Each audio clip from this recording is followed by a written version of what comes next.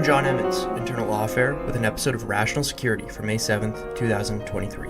For today's episode, the team at Lawfare decided to cross-post this week's episode of Rational Security. In this week's episode, the Agone edition, Quinta-less hosts Scott R. Anderson and Alan Rosenstein were joined by Saraphin Dhanani to discuss the week's big national security news stories, including South Korea and the United States' renewal of their security relationship, Treasury Secretary Janet Yellen's announcement that the United States may soon reach its X-Date for debt default, National Security Advisor Jake Sullivan's recent speech at Brookings and its implications for the new Washington Consensus, and more. This is Rational Security. So one thing that I love when there is a new Rational Security guest / co-host for the first time on the show is that they actually bother preparing properly for it, unlike the rest of us who just phone it in every time. Saraphin, I am very impressed by the copious notes that you have put in the planning document, but I worry that your takes are going to be too considered, which is against the whole spirit of spicy shoot from the hip Rational Security. No, I think I can play along. I like the debauchery, but I want to be prepared too. If you're not prepared for the debauchery, what are you preparing for? Right, exactly. I think that's right. The best debauchery is orderly, planned for, timely. And all three of us went to law school. I don't think I was a gunner in law school, but I think I might be in live. So it's good to prepare. You're definitely a gunner on Rational Security. There you go. It's hard to identify gunners now that people are no longer using multicolored highlighters on case books. I felt like that was always the indicator. No, they do. Well, but not in the real world, you see. We're preparing for the Rational Security casebook has not yet been released. We're working on it. We're working on it, dear listeners.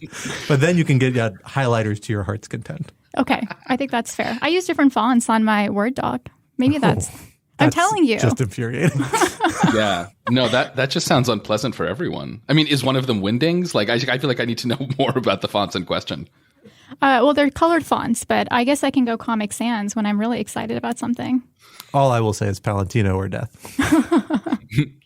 This is going to be an awesome episode, guys. I can already tell.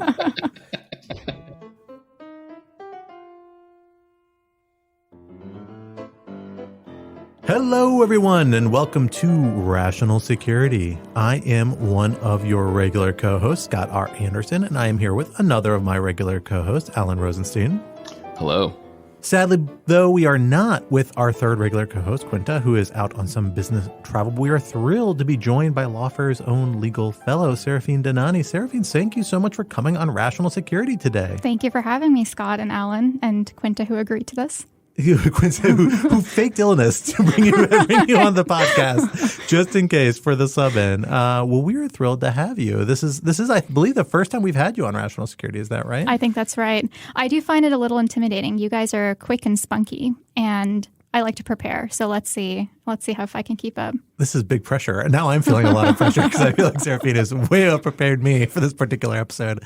I will say my first Rational Security I was on was before I even came to work here, where I was told to sit quietly in a corner and watch. And then they referred to me repeatedly as a member of the deep state, silently watching over the podcast as they recorded. And I was like, that's not wrong necessarily. This is 1.0 Rational Security. 1.0. Yeah, I'm trying to think. We don't talk about those guys. Yeah, what's exactly. wrong with it? The Ancien regime. We adopt the Soviet totalitarian model of just literally rewriting history. There was never a Rational Security 1.0. It was always Scott Quinta. Yeah, we tore down that statue of Susan Hennessy. It was never there, we swear. I mean, a lot of gold went into that. I don't know. It could have been used for better purposes. We melted it down and put it in our citizens' teeth. Yeah. In hindsight, maybe not the best investment, but that's okay. Well, we are thrilled to have you, Saraphin, for what we are calling in honor of our missing co-host, the Agone edition, because Quinta is agone, astray. Excellent. But we have you here to fill her plotting shoes. the overthrow of the U.S. government, I hope. I assume so, but who knows, really? We'll find out. Something QAnon-y, kicking her way into pizza restaurants up and down the East Coast. But we are excited to have you here and the listeners here because despite Quinta's absence, we have had a quite eventful week, and we are excited to hash through a few of the big stories from it with you today, including our first topic, Seoul Authority. South Korea and the United States have recommitted themselves to their close security relationship, including through a state dinner and a new Washington declaration that confirms the United States will respond to any nuclear attack on South Korea with overwhelming force. What drove this public showing, and what impact will it have on the nuclear threat posed by North Korea? Topic 2, the Uncanny X-Date. Ba-da-da-da-da-da. Does that just immediately stream? I think, Alan, you are the right age to have that song immediately stream into your head. Saraphin, probably not. Is this Family Feud? No, if only. It does sound a little like Family Feud now that you mention it, kind of up-a-tempo Family Feud. That's brutal. No, that is the theme song to the amazing Uncanny X-Men cartoon from back in the day. Saturday morning, you would watch eating cereal until Soul Train came on, and then you were like, okay, Saturday morning cartoons are over. You were actually 100% right. It was Soul Train. That was always Soul Train. I'm glad we both grew up on broadcast television to share this moment, Alan. That's great. Well, we are, of course, talking about not the Uncanny X-Men, but the Uncanny X-Date, because the debate over raising the debt ceiling took on new urgency this week when Treasury Secretary Janet Yellen announced that the United States might meet the X-Date, at which it defaults on its obligations as soon as June 1st. Yet there are few signs of a compromise as House Republicans have dug in on a proposal that demands deep spending cuts while the Biden administration continues to push for a clean ceiling raise. Where will the debate lead? And topic 3, Washington Contentious. National Security Advisor Jake Sullivan gave remarks at our own Brookings Institution this past week, laying out a new approach to international economic policy. What should we make of this new Washington consensus, as some are calling it? For our first topic, we will hand it over to our guest star co-host, Saraphin, to get us started. Saraphin, please. So last week, South Korean President Yoon Suk-yeol visited the United States for the first time. It's the first state visit of the Korean president since 2011. And the state visit marked the U.S. and South Korea's 70-year alliance, and it was indeed a cause for celebration. We can cue in President Yoon's rendition of Don McLean's American Pie. But lurking behind the surface of all of this was a more serious matter. Back in January, President Yoon became the first South Korean president to suggest that South Korea have its own stockpile of nuclear weapons as a deterrence against North Korea's. And he didn't just make this up out of nowhere. North Korea has tested 6 nuclear weapons since 2006, and 4 of those have been tested under the current leadership of Kim Jong-un. Kim is now threatening to test a 7th one. So despite how credible South Korea's concern may be, President Yoon's suggestion that South Korea build its own nuclear capabilities spooked the Biden administration and was top of mind during President Yoon's state visit. When the visit was all said and done, President Yoon left with reassurance that the United States would come to South Korea's defense if North Korea were to instigate a nuclear attack. They shook on it and sealed the deal by signing the Washington Declaration. So, Scott, let me start with you here. What's motivating this anxiety among South Koreans to have their own nuclear capabilities? I mean, I mentioned that North Korea is certainly accelerating the rate at which it's testing its nuclear capabilities, but I also get the sense that there's lacking trust in the United States that it'll come to the nation's defense in the face of a nuclear attack in the Korean Peninsula. What are your thoughts? It's a good question because in a way, South Korea is already a very privileged ally of ours, and that we have a thing with them that we have with relatively few allies because it's been out of fashion to pursue for the last few decades. But we have, dating back to 1953, a mutual defense treaty with South Korea. This is a treaty that says the United States will view, and South Korea will mutually view an attack on the other as a threat to its national security and coordinate in a response consistent with their constitutional processes. Because in the United States, the consensus view, more or less, is that treaties cannot or at least should not be used to pre-commit the United States to use of force. That's something, at least some argue, only Congress can authorize. And so Congress should have to vote on it separately. That's what that constitutional process's caveat is there. But these sorts of treaties, there are different views on what exactly they do legally. I think probably the best answer is that they provide advance consent to collective self-defense under international law. It means the United States can act in defense of South Korea because this treaty says South Korea is asking you in advance, hey, help defend us, exercise our self-defense for us under international law, which is a legally valid thing to do, acknowledged in the UN Charter. But despite having that really, really strong sort of affirmation, something that really only a handful of U.S. allies and longstanding U.S. allies have at this point, South Korea hasn't felt like that's enough. They seem to have wanted this very public demonstration about saying, hey, we actually are willing to exercise on this commitment. Because the security commitment isn't a hard commitment. Again, it commits them to respond appropriately, but it doesn't necessarily say we're going to full on, wallop whoever attacks South Korea. We'll coordinate on appropriate response. The Washington Declaration goes a step further. It basically does say the United States fully intends to respond to any sort of nuclear attack on South Korea with overwhelming force, strongly implying a nuclear response without actually coming out and saying it, as that is a kind of political red line that is difficult to approach, or for people, particularly, frankly, Democratic administrations that have a strong constituency that's worried about nuclear escalation and proliferation. So this goes that step further. It's just a political statement. It's a kind of joint communique. That's so important diplomatically. They're kind of the common currency of these sorts of arrangements, but there's no legal binding nature behind it. It doesn't mean the United States is more or less likely to do this, except insofar as they may feel more political pressure because they've made this public commitment. But it's really a signal to North Korea saying you really can't do this. I don't think that's a surprise to North Korea. I think it's always been operating under the assumption if it did something that provocative, it would face a serious military response. What I think it might actually then be is actually less a statement even directly to North Korea, but more a showing to South Korea and the political constituency of the current government there that the United States is in fact on its side and willing to send these sorts of messages to North Korea, a kind of effort to make them feel more comfortable with the difficult status quo, which is living as they have throughout their entire existence under the shadow of a hostile enemy on their northern border and one that with nuclear capacity and unpredictable leadership. Yeah, just to add two things to what Scott said. So I think, here as in so many, one might say too many things, Trump's shadow looms so large, right? Which is that, if you're the leader of South Korea, you might believe that the current administration is on your side and will take appropriate steps and will whatever in the case of a North Korean attack.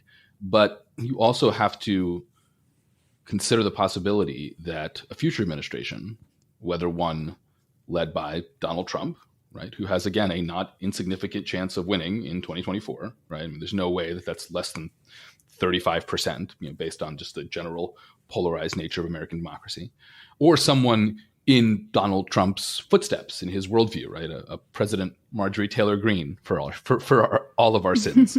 God forbid.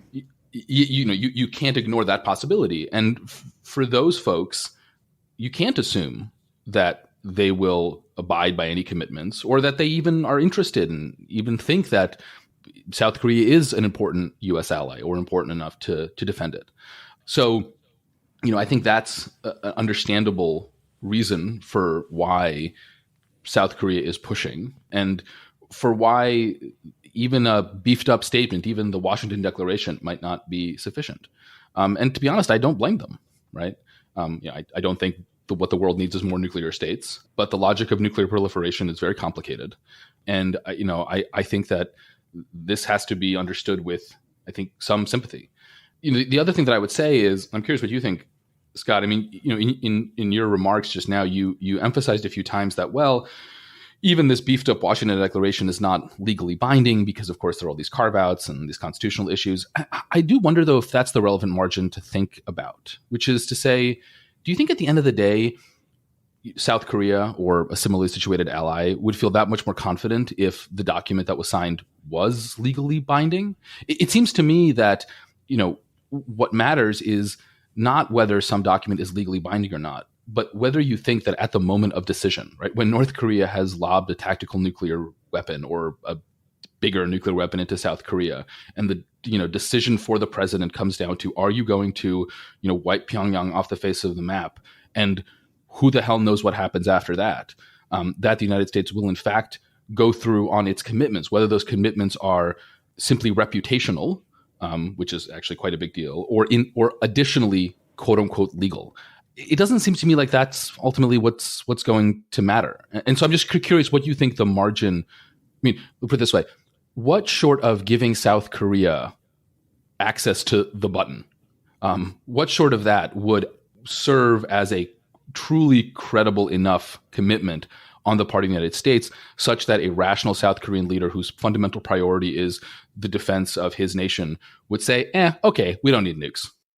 Well, I think the credibility question is a fair one. And I tend to agree. Well, I don't want to overgeneralize to all international agreements because there are international agreements where the legal binding nature actually is very relevant, particularly when they intersect with and are incorporated into domestic legal systems and obligations. That's not really the case with this sort of treaty, in part because of that constitutional provision carve-out. You know, people might argue to contrary, and they have in the past. But today, I think the generally accepted view is that they're not the equivalent of a authorization to use military force just because they're approved by the Senate. The key relevance there is, well, how much do you think the fact this is legal binding nature means that the country will feel the need to follow through? I think there probably is some plus up on that, but because there's such an old commitment, because of the unpredictability of the last presidential administration to some degree, although it's worth noting it didn't actually walk back from any of these commitments. The harder commitments actually walked back from non-treaty commitments more than any sort of treaty commitment, although certainly they nodded towards a NATO withdrawal and things like that are permissible under the treaty structure, but nonetheless are a more fundamental realignment of these longstanding treaty relationships. It's a fair point to say what will reassure them. The other part of this that isn't part of the Washington Declaration, but I think plays a role in this, is that the United States has also agreed to deploy nuclear-armed submarines to South Korea. This is evidently some sort of compromise where North Koreans were positing maybe we actually redeploy or raise the possibility of redeploying nuclear weapons to South Korea. This is kind of a compromise saying, well, we don't want to put their station nuclear weapons there permanently, but we'll move our mobile nuclear platforms and bring them to South Korea periodically. That has a little bit of this is a bad way to misuse this term in the nuclear context, but mutually assured destruction element, in that it means that a major attack on South Korea will threaten U.S. troops. The fact that you have U.S. troops in South Korea in large number, it fits into that as well. And so, to some extent, that also raises the idea that, well, you can't really attack South Korea without attacking a significant contingent of U.S. troops, and in this case, a U.S. nuclear platform that very well might be able to respond. And so that ties into this idea of how credible the United States is being. The United States is essentially willing to put skin in the game. But again, the United States already has a substantial number of troops stationed in South Korea. So I think it's much more of an optics game than an actual hard changing of the calculus, unless there's something about like response time or response capability that this would, increase or improve. But my understanding is that that's not the case. But I honestly don't know. It's not my area. Yeah, I mean, I'm not an expert, but I did watch The Hunt for Red October several times, so that's enough for rational security. It's not obvious to me why moving a submarine closer to South Korea makes any difference. The whole point of submarines is that they hang out wherever they hang out, and then they just lob a ballistic missile, and this is all over in the matter of minutes. So maybe this is an optics issue. I do just want to follow up a little bit on this, in a very interesting point about what it means for a diplomatic commitment to be legally enforceable. And I agree with you, Scott, that there is probably some plus up, as you put it, but I think it depends a lot on the nature of the incorporation into domestic law. And what I mean by that is, if you signed a treaty with a foreign country and it is implemented in domestic law, and that treaty involves economic issues and things of that nature, and the sort of thing that will mostly be enforced by courts, then it does strike me that having that treaty be implemented in domestic law actually is a substantial addition to its enforceability, because the institutions at home will just enforce it, and there's no kind of central institution that can easily override that. Like, it's not like the president can do anything about that, or Congress can, unless they change the law, and that's a big deal. However, when you're talking about a treaty commitment to defend another nation, like, the way that's going to be incorporated in domestic law, even if it's incorporated in domestic law, is going to be Congress authorizing the president to use force. But ultimately, in our constitutional system, it is the president who is the commander in chief. And it's not like anyone has standing to sue the president to go nuke Pyongyang just because some treaty requires it. And this is why it seems to me that the legality of, or the domestic legal bindingness of these sorts of mutual defense treaties strikes me as less relevant on the margin than in other contexts. And it really just comes down to the question of reputational credibility, and whether or not that's going to be the thing that, the president of the United States cares about in the moment of decision, which he or she very well might. I do have a question for you two, though, which is, what we've been talking about so far is mostly this Washington Declaration. But, is it crazy for South Korea to get nuclear weapons? Yeah, it's a good question. I wanted to quickly comment on the point that Scott made about the submarines. I think one of the arguments coming from the South Korea side was that North Korea now has the capabilities of long-distance missile practices, and that it could also attack the United States. And that if it were to attack the United States, how could the United States possibly come to South Korea's defense? And I don't quite buy that one, because I think it would be very hard to go undetected if you're planning on nuking the U.S. And then I think that's where the submarines come in and they can do the counterattack and protect South Korea. Yeah, it's a good question about South Korea having their own stockpile of nuclear weapons.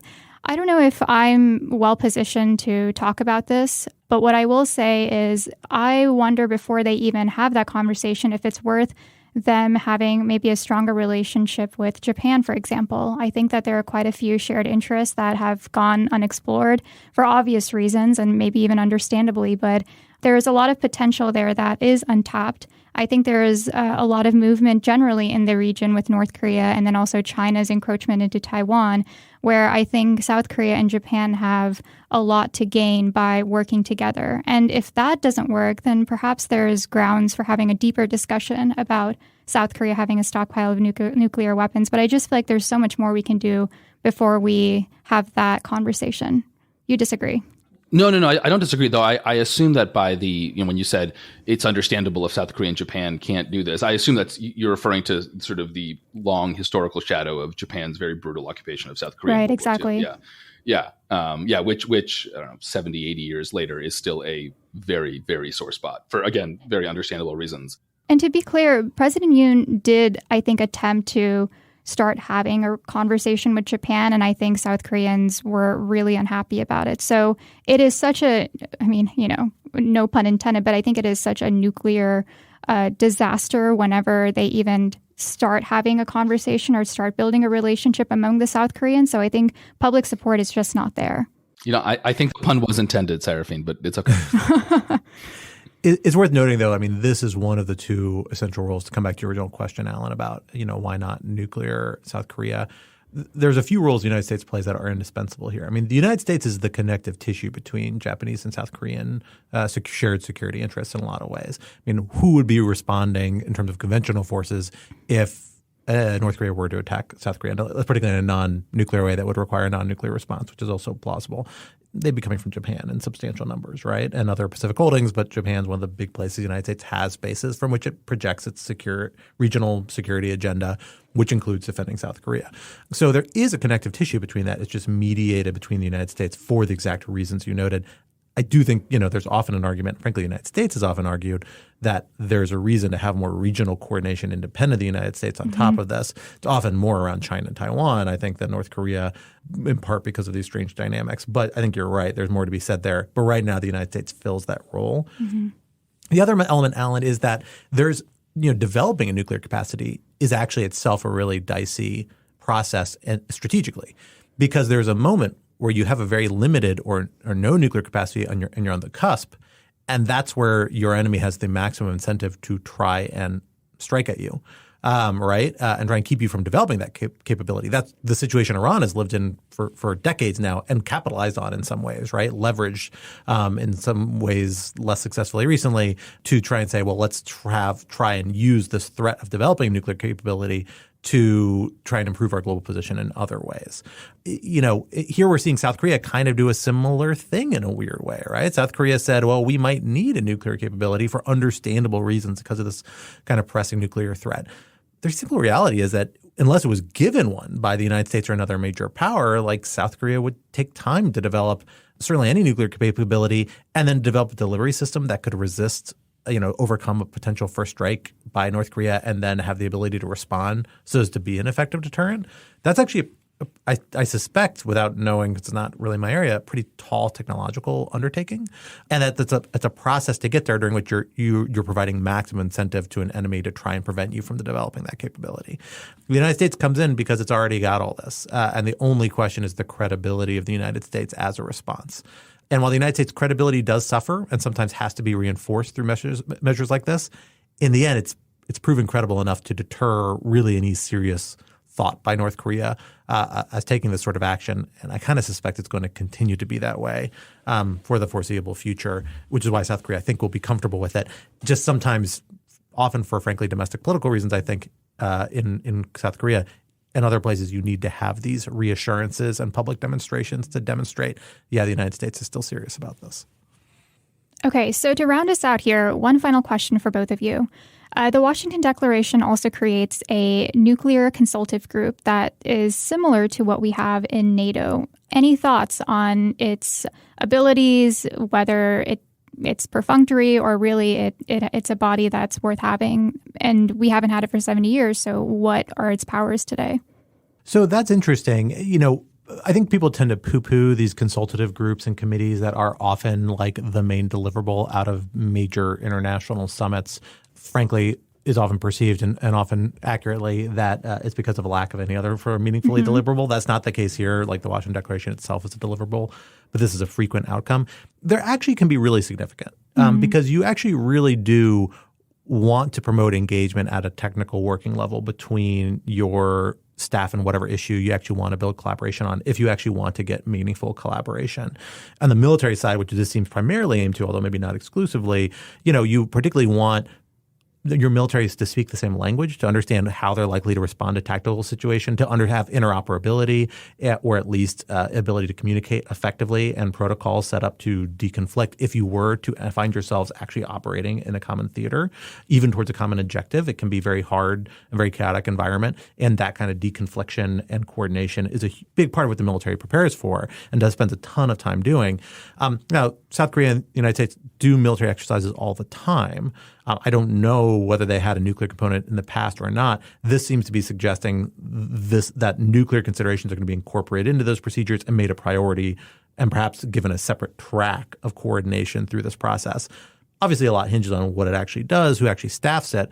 But that sort of process, if it's set up seriously, can be really useful in preparing for, in this case, the most dire of contingencies, which is a nuclear attack of some sort. Again, a lot of this is about optics and a lot of this is about providing reassurances, but promoting interoperability and coordination between the militaries and different civilian officials as well, very important. And so this could actually be a material step in a more effective response if the worst were to come. Hopefully we'll just never know because we'll never have to respond to that. The deterrence will keep that from happening.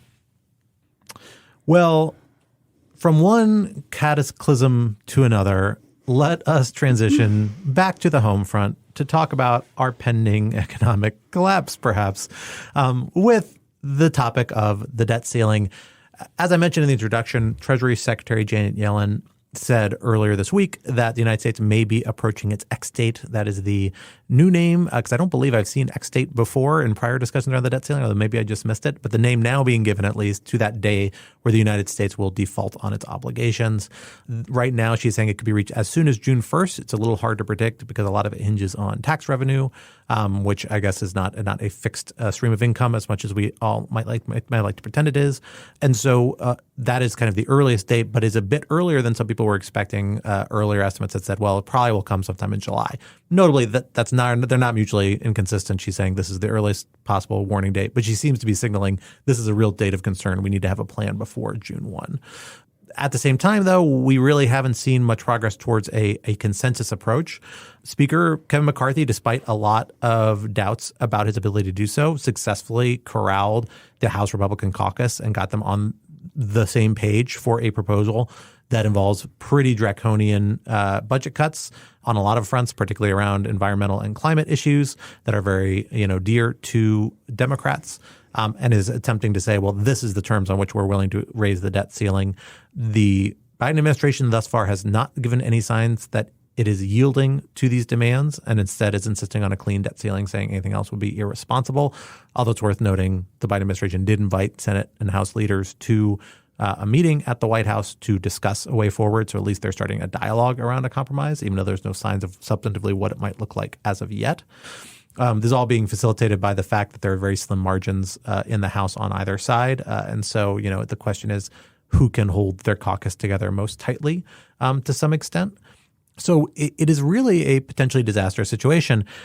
Enter into this the most recent report that we got, I think just yesterday from the New York Times, and we're recording on Wednesday, May 3rd, indicating that people in the Biden administration are once again looking back to these other potential fixes that would remove the debt ceiling as a legal issue, basically boil down into two possibilities. One being capitalizing on a somewhat vaguely or awkwardly written statutory revision that might arguably allow the Federal Reserve to print a coin of infinitesimal value of $1 trillion value, and that $1 trillion coin would essentially allow the government to secure funding for its operations more or less indefinitely, because they can print multiple coins in that regard, platinum coins, if I recall correctly. And so that is one route forward that the executive branch in theory could take. That's kind of a popular view that's been raised by folks on the internet, but has gotten some credence. And if you look at the statute, actually kind of makes sense with the statutory language. The other one being Section 4 of the 14th Amendment. There's a post-Civil War amendment that basically says that the public debts of the United States should not be impugned. It was set in place as kind of a counter to the risk that Confederate and former Confederate states will try and disavow their debts from certain eras, and also concerns that they would drive the United States to disavow their debts to Civil War veterans. And so it says essentially public debt of the United States should not be impugned. Not 100% clear what that means. That's never previously been interpreted to mean that, Congress can't deliberately set a limit that would put the United States into default. But many scholars have argued that's the way it should be read. And that was, in fact, the original intent of the people who enacted it. And therefore, what the Congress is trying to do with the debt ceiling, or at least the House Republicans are trying to do, is in fact unconstitutional. And the debt ceiling itself might be unconstitutional and should be disregarded by the Biden administration. Saraphin, let me turn to you first on this, as I know you've a former employee of the Federal Reserve. I know you've worked on issues in this zone, at least in the past. What really are the politics dynamics around this and the policy equities? How big a problem? Do you have a sense of how big a problem this really is? And I don't know actually if you were around or involved during some of the prior debt ceilings. I'm trying to think of your resume and the timing and how it lined up. But what is your sense of this as somebody who's seen how some of these things are negotiated on the inside about what the trajectory is around this issue? So one quick correction. I believe you said that the Fed would issue the $1 trillion platinum coin, and it's actually the Treasury that has the legal authority to mint and issue the $1 trillion coin and then deposit it to the Federal Reserve. And then the Federal Reserve would, have the cash to then pay the government's bills. Scott, your lack of familiarity with $1 trillion coin procedure is it's well, we it's talked about it on the show before, and I tried really hard to get it right last time, and I did. I was so confident that I came in completely unprepared on that point, and only realized mid-sentence that I couldn't remember exactly how it works. But thank you, Saraphin, I appreciate that. So here's the thing with the $1 trillion coin. It's interesting, and I think that the Fed will not bite, and here's why. The Fed is really protective of its independence. And it's protective of its independence because, if you think about it, you have an administration that is not like the Biden administration, that's not like the Obama administration, that's not even like the George H.W. administration. It might be something similar to Trump. And the Federal Reserve does not want to be in the market of doing whatever the president at the time decides is good for the economy. That could be because the president wants to have a gain in that moment, economic gain, to then win re-election. It might be to screw up the economy so that the next guy has to fix it. The Fed is really protective of maintaining its independence. And right now, the issue that's happening between Congress and President Biden and this whole debt ceiling issue, if it were to take the $1 trillion coin, it's essentially picking a side. And that's not something it's in the market of doing. It has a dual mandate. It needs to maintain inflation, lower it to the extent that it can, and have maximum employment. That's its mandate. That's what it does, and it stays on track. And that's the way it sort of, says, I'm sorry, if you're asking me, politician, to do something I can't, my mandate is very clear statutorily. So I think that might not work. Now, what are the consequences of this? If I can count on my fingers, on one hand, all the things that the GOP has done in the last several years that is really bad for our country. If insurrection is number one, I would say this is number two, number three, no doubt. We have to really think about why the debt ceiling is important. And what I'm hearing on the right, every single time we have a debt ceiling issue, is that the government is spending more than it's taking in, and it needs to stop doing that. And, well-meaning people on the left are also saying that why is the government spending more than it's been allocated by Congress? It needs to spend less. And I think this is a fundamental misunderstanding of finance. And it's, I think, criminal that in the United States we don't have financial literacy. The U.S. government should not be spending less. It should be spending more. its borrowing is actually what greases the wheels of the entire financial apparatus, and not just in the United States, but around the world. And how does it do this? It does this by issuing U.S. Treasury securities, which are basically the IOUs. And U.S. Treasury securities are critical to lenders and traders and financial institutions in the United States, foreign governments as well, because they use these treasuries as collateral, essentially. And they do it without thinking twice. They do that because U.S. Treasury securities are the most liquid assets, the safest assets to invest in or to hold. So if there's ever an economic downturn, you can ensure that your money is safe being invested in a U.S. Treasury security. And basically, the United States government has been able to keep good on its promise, and that's what gives these treasury securities so much power. And it's unlike any other sovereign debt. What's happening here? If the government defaults on its debt, or even have this debt ceiling standoff that we have every year, it begins to sow seeds of doubt among investors and among the American public that the American government can't keep good on its promise. And what that means is, other people will start looking elsewhere for a safer asset, whether it's to have collateral, whether it's to trade with. And luckily, none of those exist to compete with the might of U.S. Treasuries. But default or something close to a default would undoubtedly screw up our credit ratings. And that's already happened in 2011. We have never defaulted on our debt, but we became so close to defaulting on our debt that in 2011, I think it was Standard & Poor's that said, the United States government cannot be trusted anymore. And we are going to, give them a lower credit rating, which meant that the interest rates that the United States government has to pay whenever it's paying off its debt increased more than it otherwise would have. And all of that really does trickle down to people like you and me. So, Alan, you have a mortgage, interest rates are going to go up. Scott, you want to take out a loan for your small business, interest rates are going to go up. America is going to become a more expensive place to live. Now, there's also huge economic consequences as well. I know everyone is talking about a financial crisis, but that's just scratching the surface. If the United States government is unable to pay off this debt, its standing in the world, which is already being questioned, is going to be rocked. There are two pillars that really give the United States a competitive advantage as a superpower or a struggling superpower. It's its military might and its financial prowess. And I think that Republican congresspeople who are having the standoff, and they have it every single year, is incredibly irresponsible because it's shaking the foundations that we have to assert ourselves financially and economically. I think this is something that we should be concerned with today. I think we need to safeguard the power of the U.S. Treasury market. And if that means that we tap into the 14th Amendment, then it's something that would be a very noble thing to do now, rather than wait every single year and have this standoff. And just for a couple of really lousy concessions that Republicans are demanding of Democrats, we are risking sort of blowing up the thing that actually makes the United States the powerful country that it is at a time when it's losing its relevance. So I appreciate, as the person who is usually the burn the debt ceiling to the ground person, that Saraphin can be that person, and I can sort of mediate between Saraphin and Scott. I will say I agree with everything Saraphin said. I mean, the one thing that I would add and maybe sort of tweak in what Saraphin said is, when it comes to explaining to the American people why it's a very bad idea to breach the debt ceiling, I get why the argument of the United States should borrow more rather than less makes sense from like a global financial perspective. I think that's probably not the winning strategy, though, to tell people, right? Because I think people do have kind of a deep-seated concern about spending more than you earn.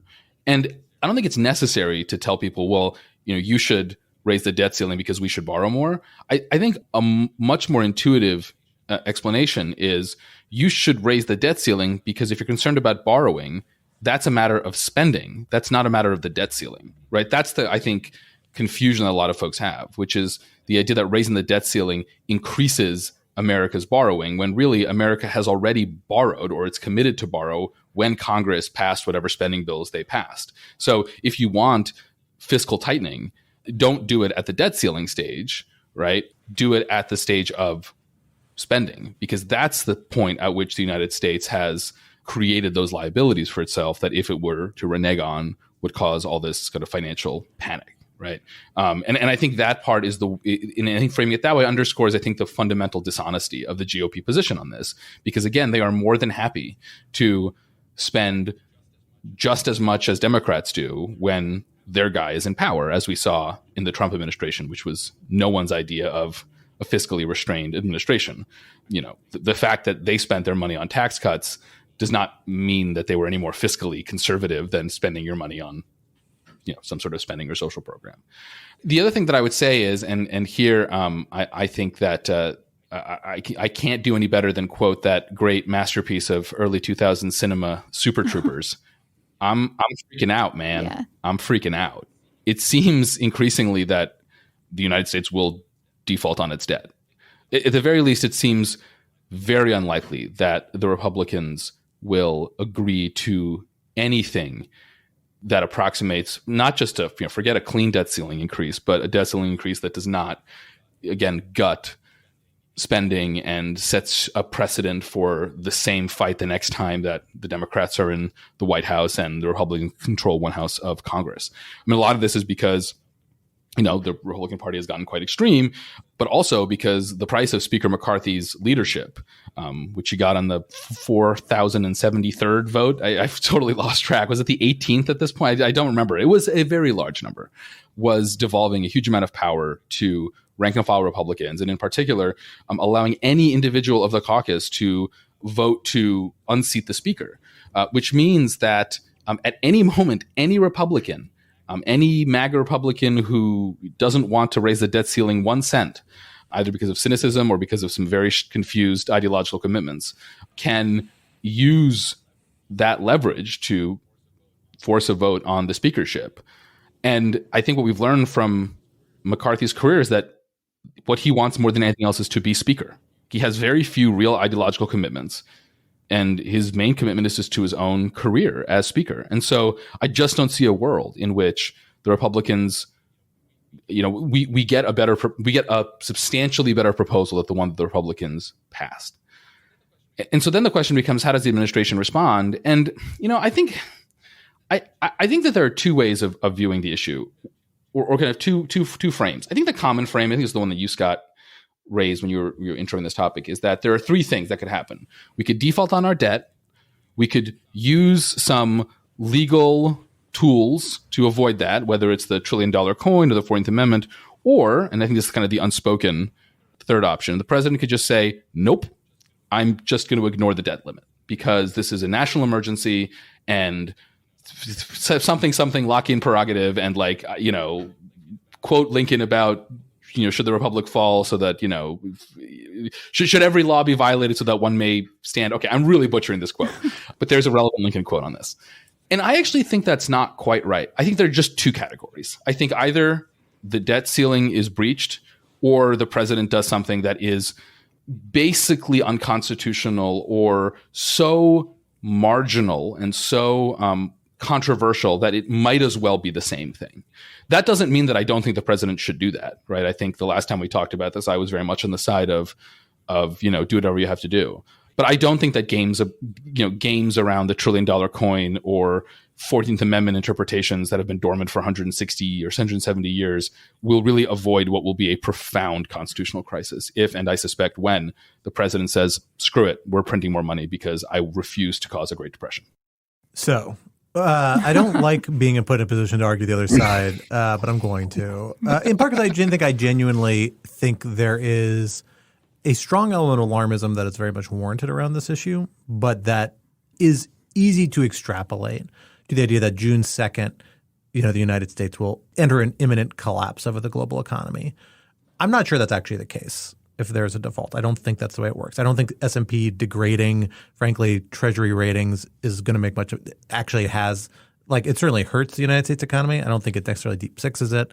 My suspicion is that there's a window where the United States could default on its debt, but as long as it gets its act together relatively quickly and then takes steps to make its the people who own its debt full from any payments or any back payments they may be owed, which is what they've done with appropriations lapses in prior cases, and for the most part, and they have a pretty established record of doing. There are ways you can manage the damage. That said, it's a serious situation, right? I don't buy the Schmittian prerogative element of it for that reason, because you can cast a lot of things as a dire emergency, and the Schmittian prerogative gets extremely easy and it becomes very dangerous. What if instead of calling it the Schmittian prerogative, we call it the Lockean prerogative? Does that make it feel better? Does that make you feel better? It's Locke, not Schmitt. Yeah, don't worry. I don't think it does.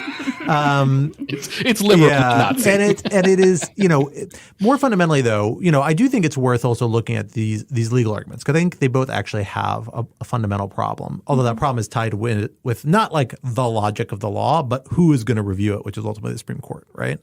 The statutory fix, the platinum coin fix, totally a way you can read the statute. The executive branch can read the statute. But we're in an era where the Supreme Court has asserted that, well, we don't let agencies read statutes in ways we think might not clearly reflect the will of Congress around major questions. And it seems quite clearly this is a major question, right?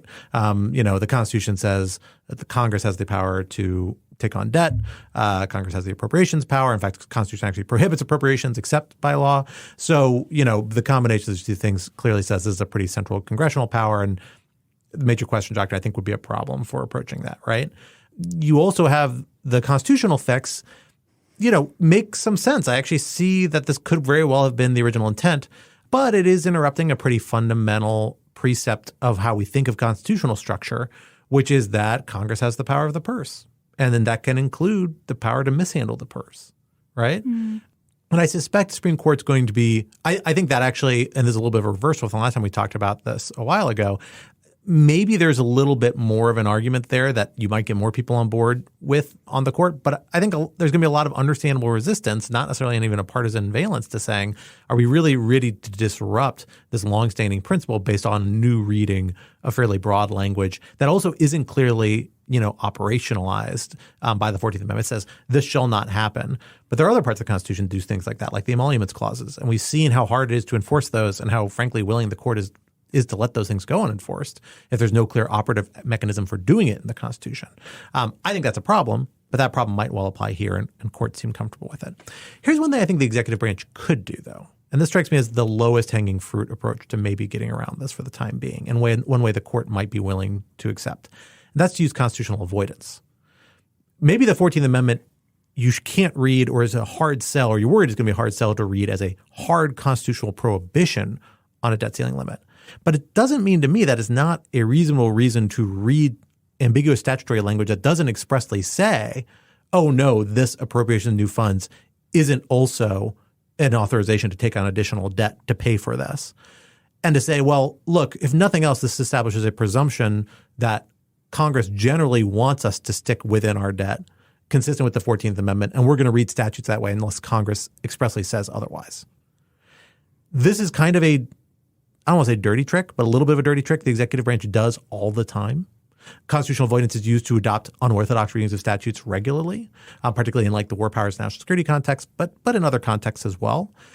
But I'm not sure here that's not going to be an approach that maybe makes sense if you're forced to take this sort of action, in part because it's an easier sell to the courts that may not want to disrupt the constitutional structure. But here you're just flipping the presumption, right? You're saying Congress can still do this if it wants to, but it has to affirmatively enact that into law. Maybe a future Republican Congress will, with the cooperation of a Republican president. But right now that's not going to happen. It's not going to happen on President Biden's watch, in all honesty, or in all likelihood. So at least gets President Biden out from this particular problem.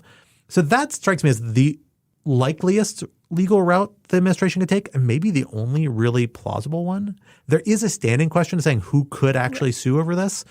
I'm not sure Congress, frankly, just the House of Representatives couldn't. We saw them establish standing to sue to challenge law around an appropriations clause violations in the border wall context. That was a decision that was wiped out in the D.C. Circuit, but that's the conclusion the D.C. Circuit panel reached, at least. The same logic, I think, would say that the House could probably sue here, although the borrowing clause is structured differently than the appropriations clause, and that might be a difference maker. I'd have to think about it a little bit. But I'm not sure we can be confident the House isn't going to be able to bring this to the Supreme Court. Who else would have standing? I'm not sure exactly, but I suspect the court will be hesitant to say no one has standing to challenge this. But the court might be willing to go along with what is essentially a statutory argument, but one that's a little doesn't claim, as broad authority as the minting a platinum coin argument, as opposed to constitutional restructuring. Alan, what do you think about that? Yeah, I will say that the statutory interpretation issue has been the one that I've been thinking about actually the most as well for the last couple of weeks. And I think something like that is probably the best argument the administration has. Part of it, you can couch it in different ways. You can couch it as a constitutional avoidance interpretation, hooking into the 14th Amendment. You can also just you can just couch it as a, there are many of these canons of construction. One of them is no elephants in mouse holes, right? The idea that Congress does not make big pronouncements that affect public policy without being explicit about it. It's very much related to the major questions doctrine, but it's not about delegation to agencies. This is most recently famously how the Supreme Court saved Obamacare in King versus Burwell when it declined to read some like weird little tax provision of something as basically invalidating the entire scheme. And I do think that's probably the best way to go for the Biden administration here. But you're right. It's only a trick that works once, I think. Because once you've done that, the next time that you have a debt ceiling increase, right, it's going to be very hard to then interpret that statute in a different way. Only if Congress enacts it differently. That's the real question here. Yeah. That's what I mean. But presumably, if you were to do this time, then if there is another debt ceiling fight, right, that results in another one of these temporary debt ceiling increases, the people who only want it to be temporary will be damn sure to make explicit, no, really, this time we mean it. We are willing to cause a default. Otherwise, the whole negotiation unravels, which is to say that if the Biden administration does this, then I think they have to make it a priority to the next time that there is a budget process to repeal the debt ceiling. And if that means we have to be in a government shutdown for 6 months, then, fine. But this I think this is a trick you can only play once. It's a trick that it's probably constitutional, but kind of on the line, shows the danger of this. And then I think you are obligated to make repealing the debt ceiling your top priority. And you have to commit. I don't agree with that. And get rid of the filibuster if that's what it takes. I'm actually not clear there is a constituency to install this actually as a proactive limit. This is something that has been stumbled across since the 1990s by usually Republican-dominated houses as an opportune moment for leverage, or which they have an extraordinary amount of leverage, but it's not clear it was ever designed to be that. Right. In fact, actually, the ceilings have been on the book for decades without encountering these issues. There was even a parliamentary rule that Congress maintained for many years. I think it was the Gephardt rule, if I'm recalling correctly, that basically said, oh no, when we appropriate funds, we also mean you can take out additional debt. So the debt ceiling is not actually really a concern here. That got taken away, and all of a sudden the debt ceiling became an issue and became a point of leverage. But I'm not sure that means Republicans would get the critical mass necessary to proactively install it as a new limit. So I actually think you may get more legs out of a statutory fix than you might expect. But I'm not sure. We don't really know. It depends on future Congresses. I'm smiling because this is great. This is actually what economists get really mad about. It's like you guys, are seeped into procedure as lawyers, and this is going to take forever to resolve. And in the time, we're going to have our credit ratings go out of control, and we're going to have economic collapse. And thanks a lot, lawyers. So that's why I'm just sitting back and smiling at this debate. It's beautiful. It's wonderful. The lawyers are the ones who are going to get us out of this thing in the end. It only takes about 2 hours to write an OLC opinion, at least some of the ones I've read. So who knows? So we've talked about foreign crises. We've talked about domestic crises. Now let's talk about an attempt to, as far as I can tell, resolve domestic crises by resolving foreign crises. Let's talk about Jake Sullivan's speech at Brookings last week. So this speech was titled Renewing American Economic Leadership. It's an interesting speech. You can read the transcript. I've read it. I will admit to still not being entirely sure what the thesis is of this speech, or rather what the new model for American foreign policy should be. I think it was, I will say, I was surprised. Jake Sullivan is obviously an incredibly talented, impressive, person, and from Minnesota. So, extra gold star in my book. But inevitably high cholesterol. Yeah, look, it's a lot of cheese. We're not ashamed of that. I will admit that during the 2020 election, and then after Biden was inaugurated, I was a little bit surprised to find out that someone who is fundamentally, I think, a sort of domestic policy thinker was made the National Security Advisor. Not to say that he can't do a good job at that role, but I think it was an interesting signal that this administration was very interested in combining those two elements of American policy. And I think this speech is the clearest articulation of that. Though, again, I think the details are a bit fuzzy. So let me ask my first question this way, and let me ask Scott, what do you think the sort of Sullivan doctrine, such as it is? And am I being a little cynical, or is it fair to say that this is actually very similar to how Donald Trump saw the world, except with less gratuitous screwing over of our allies? Because that's kind of how I see what is fundamentally motivating the idea that American foreign policy should fundamentally be about making the American middle class thrive again.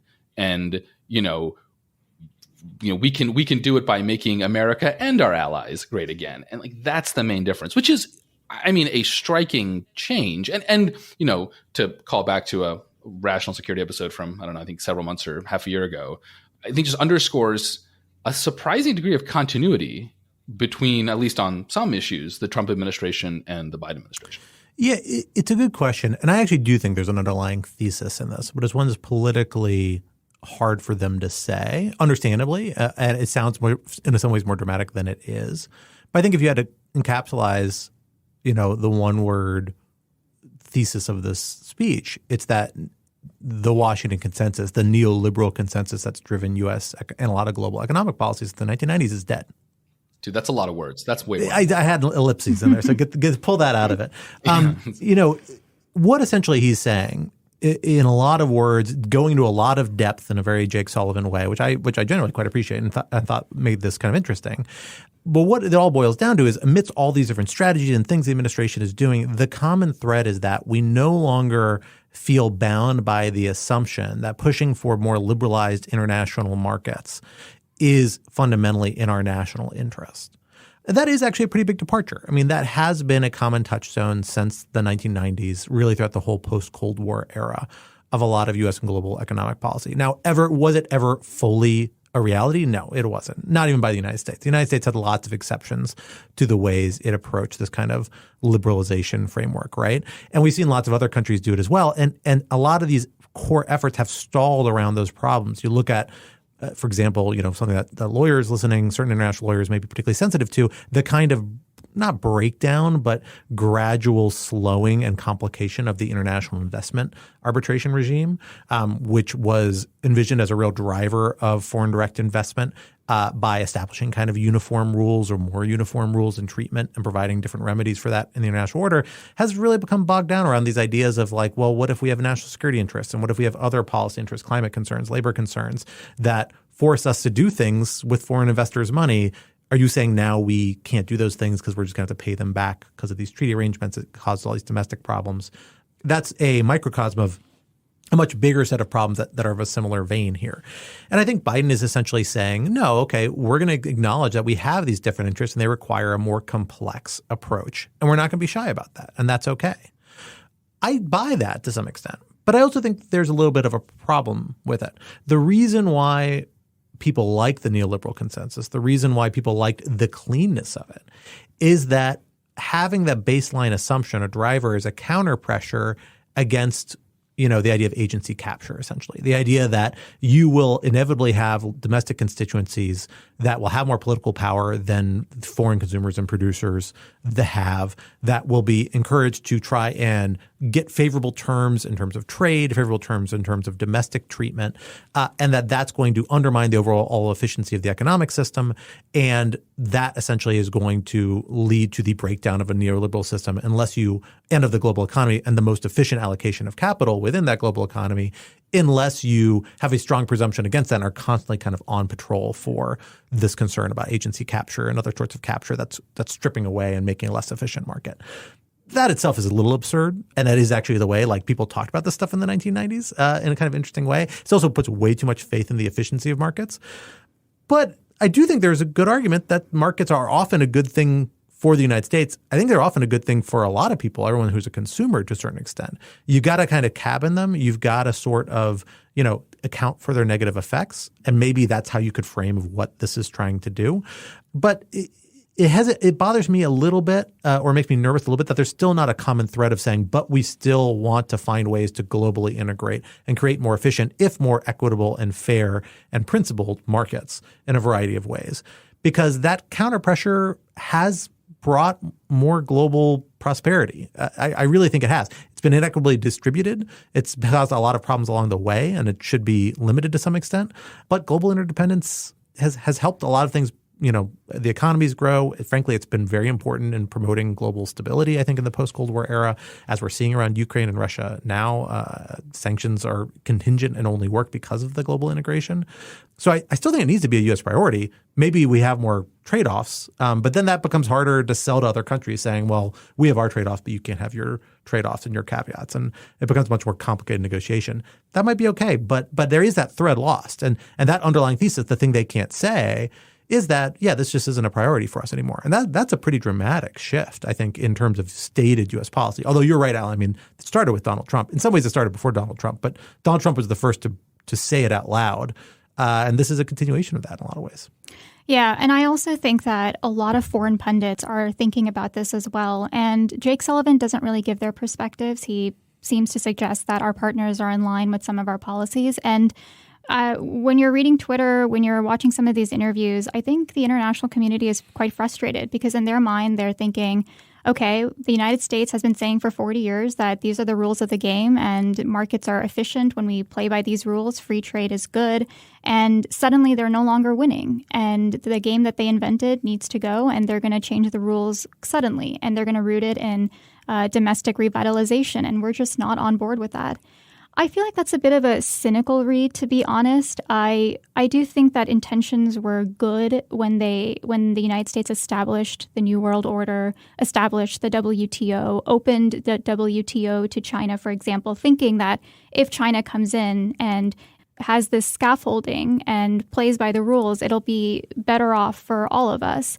And of course, China didn't do that, and it thwarted all of the rules. So I think it makes sense for the United States to then come together and say, we have to change the rules. This isn't working. We have a country with immense market potential. If they're not going to play by the rules, then it's hurting all of us collectively. I think it's unfair to expect every one of us to follow WTO and for the country with the greatest population to do whatever it wants. It's a loose cannon, and I think the U.S. is right to want to change some of the rules. I think where I agree with Scott is that we are rooting this in our own domestic interests, which is fine, but we shouldn't be surprised if our partners want to stay pretty neutral. They're not ready to pick a side. And this is where we get into this tension of de-risking and decoupling. For a while, we were talking about decoupling. And then Jake Sullivan comes out of the gate, and a week before that, Janet Yellen spoke at Johns Hopkins, and she's also now talking about de-risking. And what I worry about is that this whole de-risking idea is completely incompatible with the timelines that we're facing. Jake Sullivan, during his Brookings event, spoke about how this is a long-term goal. It's going to take many years, perhaps decades, many administrations to see that we have this foreign policy come into fruition. But China is working on a different timeline. I think the inflection point where we're going to have to make a decision on how we see China is when it invades Taiwan. And we don't know when what that timeline is, but it's certainly not, decades. It's certainly not 20 years. It could be 2 years, 5 years, whatever. And I think that by creating the de-risking policy and advertising that, we're misleading industry because they're inevitably going to have to decouple. And they're going to have to decouple sooner than we think. And I don't know if they're prepared for that. So, for example, Apple has all of its operations in China, or a majority of its operations in China. It hasn't yet established a second market to produce its goods. And so, perhaps the Biden administration is going over to Apple and to other industry leaders and saying, hey, by the way, guys, we are saying de-risking, but really this is a decoupling issue and you need to have a plan B, and we'll help you to the extent that you can, but you're going to take a huge economic hit when it comes time to sanction China or do whatever we need to protect Taiwan. And I just don't know if that is being priced in. when I spoke to Oriana Schuyler Mastro, she had a really interesting point that even industry is operating at a completely different timeline. So when she goes and talks to portfolio managers and says, hey guys, like, we need you on board here. Like, there's a possibility that China is going to invade Taiwan and it's going to lead to a lot of economic challenges for you. And so we need you to be prepared. And they'll ask, okay, well, what's the timeline looking like? And she's like, well, we can't be for sure, but maybe a year, 2 years, 5 years. And they're like, oh my gosh, 2 years. That's plenty of time, because they're thinking on a quarterly basis. They're thinking of quarter end. They're not thinking 2 years from now. So again, I just think there are these competing timelines. And by selling this as a de-risking issue, we might be misleading our companies into thinking that they have a while before they need to really do anything about this China issue. And I don't think I don't think de-risking is really what we're trying to achieve. I think what we really are trying to do is decouple. And by talking about de-risking, we're making it more palatable to our European partners. One quick caveat there. It's interesting to note that in his speech, Jake actually very carefully uses the opposite language here. But I think you're saying this is a little bit hiding the ball. Right. Where he says, we're not talking about decoupling. We still have all these economic ties to China. Right. In fact, we're saying de-risk. And he's trying to say this as a response to people saying you're jumping to a kind of statist. But I take what you're saying, which I think might be right, which is this might be, maybe it's more of a might than this is, but it is at least preparing the stage for, if relations with China go further south, setting the stage for decoupling. When you talk about supply line security, you talk about these other lines. Really, you're saying we need autarky, the ability to maintain our own economic base, and that means decoupling, or at least severely downgrading dependency when we have hostile relationships. And so it's interesting. I mean, they're very aware and countering that sort of message. But I take your point. I think there's a great deal to it to say, actually, yeah, you can say this is just about de-risking, but there's a lot of preparation for decoupling in this, and that China's clearly the target for that. Right. And I also am not entirely sure how much our partners are on board with this. So if we're on a spectrum here, and far left is we do nothing, and the center is we de-risk, and on the far right we are decoupling, I think we're probably further along. We're in between the de-risk decouple zone, and I think our partners are right smack dab in the middle. And that might be fine, but the problem is that our industries might be preparing for decoupling in the future. I say might, to your point, Scott, but I don't know if European companies are doing the same. And so when it does inevitably come time to pick a side, I don't know if our partners are going to pick the side that we expect them to, because in the same way that we see a connection between economics and national security, so do they. And if their companies have great exposure in China and they've done nothing about it, then their leaders might very well choose a side that surprises us. And, Macron has said as much and then tried to walk it back. Germany also has seemed to suggest that they don't want to get involved. And again, I go back to Oriana because she made a really good point. When I asked her, some of these countries don't want to pick a side. What would you say to that? And she'll say, the option to not pick a side has come and gone a long time ago. You have to pick a side. And in fact, by not picking a side, you've picked a side because you are continuing to do business with China, and you've said enough by just doing that. And so, again, I think there are a lot of economic concerns that world leaders have right now. And if countries are not preparing to, have their own productions in countries outside of China, then they're going to be forced into a corner. And for good reason, they might have to at least play neutral, quote unquote, which essentially is support China. And that shouldn't come as a surprise, I don't think, to us in the future. So I just want to end this conversation sort of with one reflection, which is just zooming out and making sure that we appreciate the trade-offs inherent in going from kind of doctrinarily pro-free trade agenda to whatever this new Washington consensus is. Scott, you mentioned earlier that the benefits of free trade were inequitably distributed, and that's absolutely correct in the richer countries.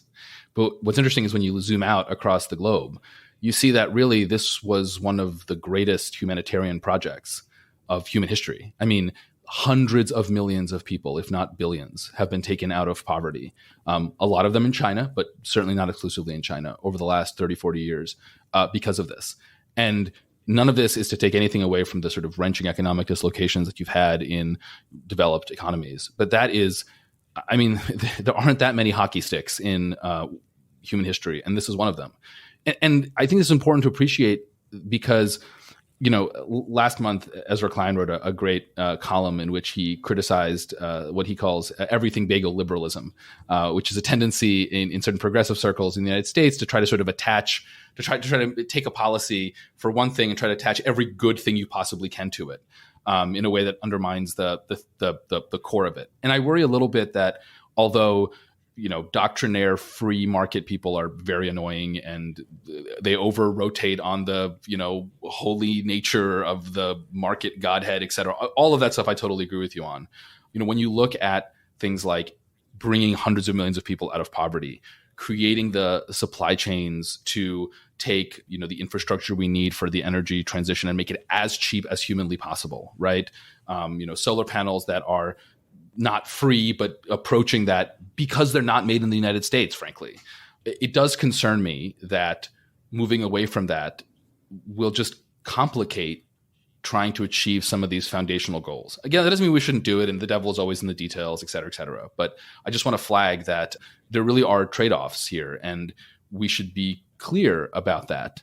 And you know, I think to Trump's credit, he was willing to be quite honest about that. And I think in a similar way, Bernie Sanders, right, who obviously is very different than Trump, but there's a certain kind of similar populism here, was equally clear about that. And I think some of the opaqueness of Jake Sullivan's speech comes from the difficulty of the Biden administration for the reasons you, Scott, mentioned, at being quite as clear about those trade-offs.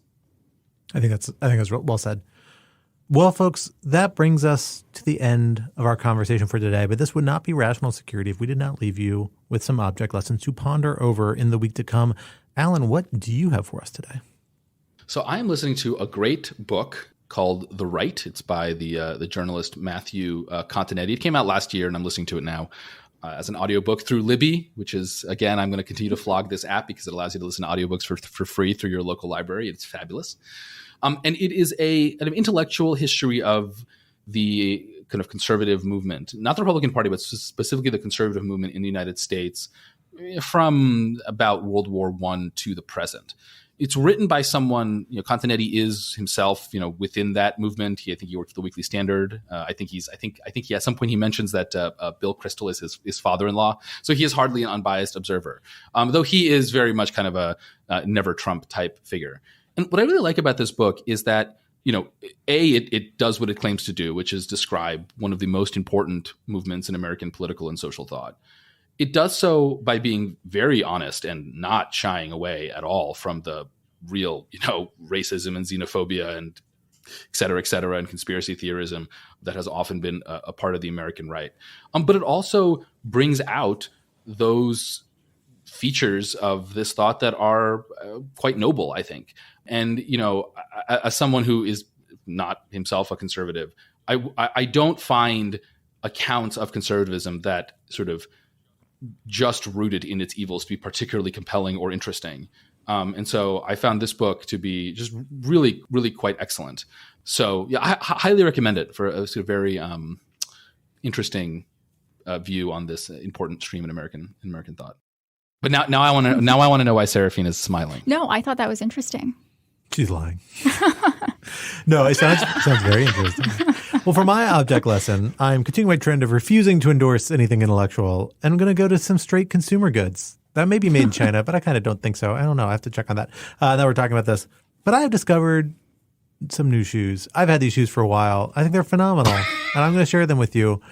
This is a brand that your wives and girlfriends, male Rational Security listeners, will may be familiar with, your female friends. They've been making women's shoes for a very long time. It's called Rothy's, that women love.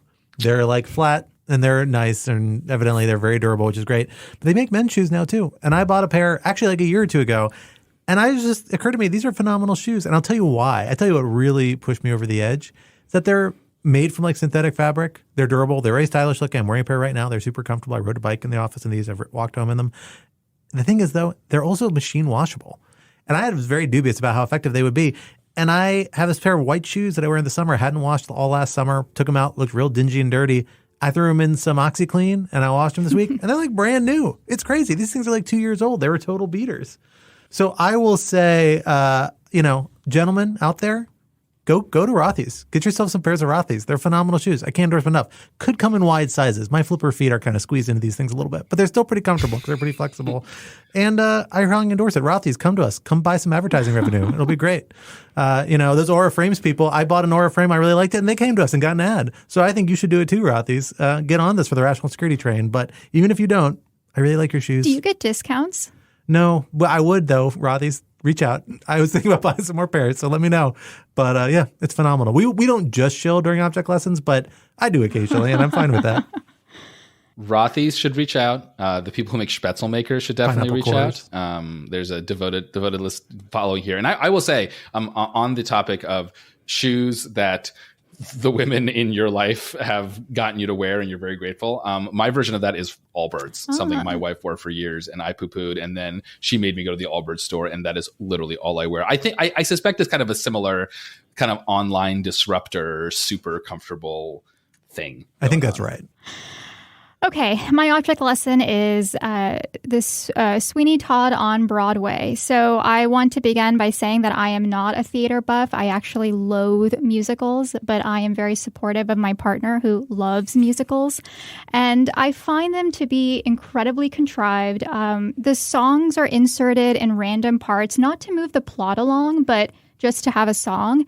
And then people break out in song and dance. You're such a gross Seraphine. They break out in song and dance, and I don't understand the lyrics. I just have people yelling at me, and I think I get very anxious, and I want to be happy like everybody else, but I don't know what they are saying. So I get very anxious. Stephen Sondheim is rolling over in his grave somewhere. Well, no, but this is a Stephen Sondheim show. Well, speaking of which, I'm also South Asian, so if I want to see someone break out in song and dance, I could just go watch a Bollywood movie where they have song and dance down to a science. So I am typically no theater. I like the buildup. I like going and getting a meal with my partner. I love all of that.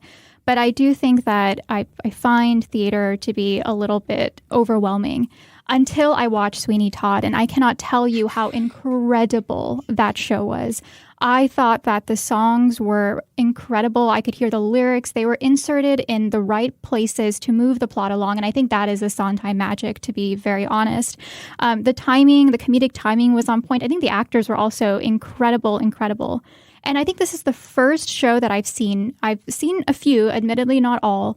And this was the first time where my reality was suspended. I thought that I was watching a movie. And I think that's very rare for a show to achieve, because you know there's a backstage, and if you have the nosebleed seats that we typically have in the back, you can see people coming in and out and set design and all of that.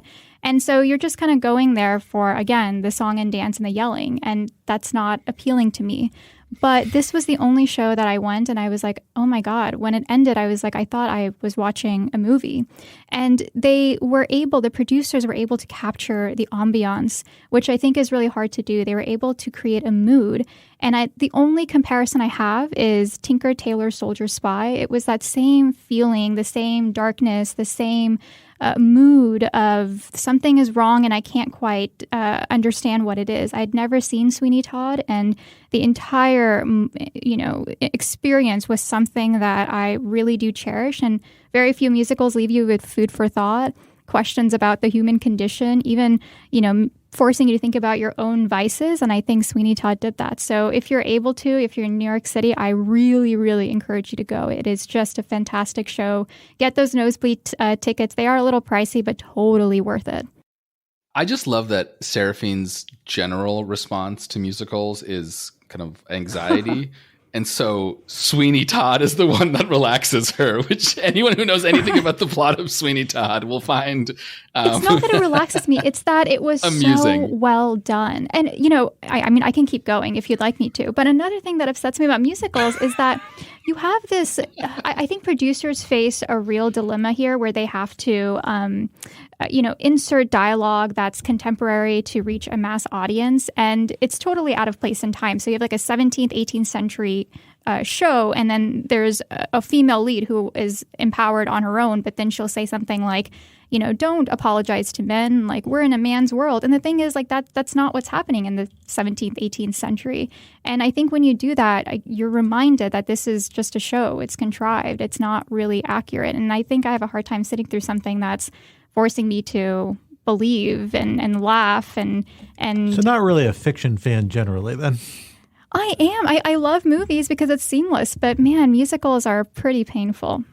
I used to pretend I did not like musicals, and then I went to go see musicals, and it turns out I quite enjoy them. So I think Stephen Sondheim is generally among my preferred musicals. I saw a lot of Andrew Lloyd Webber's when I was young. I feel like the 90s were like Andrew Lloyd Webber generation, and I can't say I was a huge fan of The Phantom was enjoyable. But Sondheim, my goodness. Into the Woods was just at the Kennedy Center, and I missed it, and I'm really bummed. But I will take your advice. I think that's good advice. If I get up to New York, my wife and I are thinking about doing a little weekend away. That's maybe tickets worth procuring. Well, folks, that brings us to the end of this week's episode. Rational Security is, of course, a production of Lawfare. So be sure to visit lawfareblog.com for our show page that have links to our past episodes, for our written work and the written work of other Lawfare contributors, and for information on Lawfare's other phenomenal podcast series. While you're at it, be sure to visit us on Twitter at RATL Security, and be sure to leave a rating or review wherever you might be listening. Also, sign up to become a material supporter of Lawfare on Patreon at patreon.com/Lawfare for an ad-free version of this podcast and other special benefits. Our audio engineer and producer this week was Noam Osband of Goat Rodeo, and our music, as always, was performed by Sophia Yan. We are once again edited by the wonderful Jen Patcha Howell.